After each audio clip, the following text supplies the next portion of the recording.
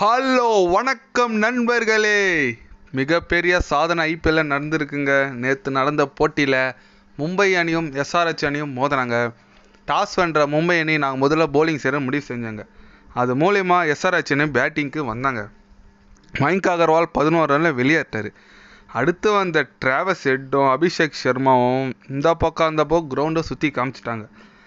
Travis Head 24 பந்துக்கு 62 run குவிச்சாருங்க. 9 4 மட்டும் 3 6. அபிஷேக் சர்மா 23 பந்துக்கு 63 ரனுங்க. அவர் 3 4 மட்டும் 8 6 அடிச்சாருங்க. அடுத்து மாக்ரமும் கேல்சனும் ஜோடி சேர்ந்தாங்க. மாக்ரம் 42 ரன் அடித்தார்.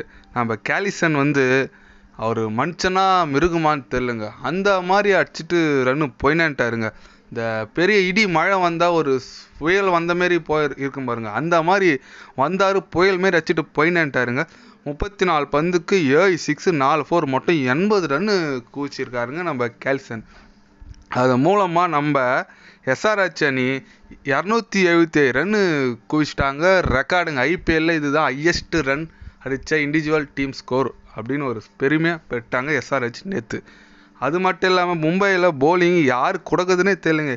யார் போட்டாலும் அடிச்சிட்டாங்க. அதில் நம்ம பும்ரா மட்டும்தான் கொஞ்சம் எக்கனாமிக்கலாக 9 எக்கனாமிக் ரேட்டில் போட்டிருக்காரு. 4 ஓவர் போட்டு 36 ரன்னு. மற்றபடி ஹர்திக் பாண்டியா சாவலாலாம் ஒரு விக்கெட் எடுத்திருக்காங்க. யார் போட்டாலும் அடிக்கிறாங்க. ஓவர் யார் கொடுக்குதுன்னு தெரியல. ஹர்திக் பாண்டியா நேற்று கண் கலங்கிட்டாருங்க. அந்த மாதிரி அடி அடிச்சிட்டாருங்க. ஒவ்வொரு அடி இடி மாரி இருந்துச்சு. அதனால் என்ன பண்ணுறதுனே தெரில மும்பை இந்தியன்ஸுக்கு. சரி சேஸ் பண்ணுவோம் அப்படின்னு சொல்லிட்டு ஒரு நம்பிக்கையாக நம்ம மும்பை அணி இறங்குனாங்க.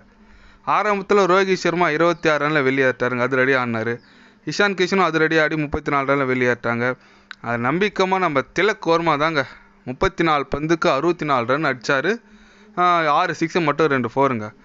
கேப்டன் ஹர்திக் பாண்டியா அவராச்சு கொஞ்சம் ரன்னு குத்துறதுக்கு அடிப்பார்னு எதிர்பார்த்தோம். அவரும் அவுட் ஆகிட்டாருங்க 24 ரன்னுக்கு. அப்புறம் வழக்கம் போல் நம்ம டீம் டேவிட் அவர் அவரோட கெப்பாசிட்டி என்ன 20 பால் ஒரு 40 ரன் அடிக்கிற கெப்பாசிட்டி. அதேமாதிரி அடிச்சுட்டு போயிட்டார். அவரும் 22 பந்துக்கு 42 ரன்னுங்க. 3 6 2 4 அடிச்சுட்டு போயிட்டார். அப்போட கடைசி வரைக்கும் போராச்சு. நாங்கள் மும்பை அணி 246 ரன் மட்டும்தாங்க அடிக்க முடிஞ்சிச்சு. 31 ரன் வித்தியாசத்தில் நம்ம எஸ்ஆர்ஹெச் அணி அபார வெற்றி பெற்றுச்சுங்க. இந்த வெற்றியின் மூலம் 2 டீம் டோட்டல் பார்த்தீங்கன்னா 523 ரன் குவிச்சிருக்காங்க. இது வரைக்கும் எந்த டீமும் ஒரே மேட்சில் 2 டீம் ஸ்கோரை சேர்த்து 500+ வந்ததில்லை. முதல் முறையாக இந்த நேற்று நடந்த போட்டியில் அந்த சாதனை படைச்சிருக்காங்க. இதுலேருந்து என்ன தெரியுதுன்னா ஐபிஎல் ஒரு பெரிய இடத்த நோக்கி போயிட்டு இருக்குங்க. ஏன்னா வர நிறைய ரெக்கார்டுகள் வருது. சின்ன யங்ஸ்டர்ஸ்லாம் சூப்பராக இருங்க. நேற்று அபிஷேக் சர்மா அவர்லாம் என்ன அடி அடிக்கிறாருங்க.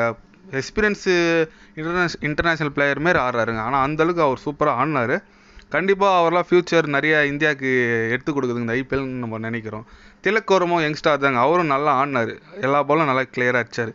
இது மூலிமா நம்ம மும்பை அணி தோல்வி அடைஞ்சிச்சுங்க. அதனால் மும்பை ரசிகர்கள் ரொம்ப சோகமாக இருக்காங்க. ஹர்திக் பாண்டியா கேப்டன் குத்தனால தான் இந்தமாரி தோல்வி வருதுன்னு சொல்லிட்டு ரொம்ப கோபமாக இருக்காங்க மும்பை ரசிகர்கள்.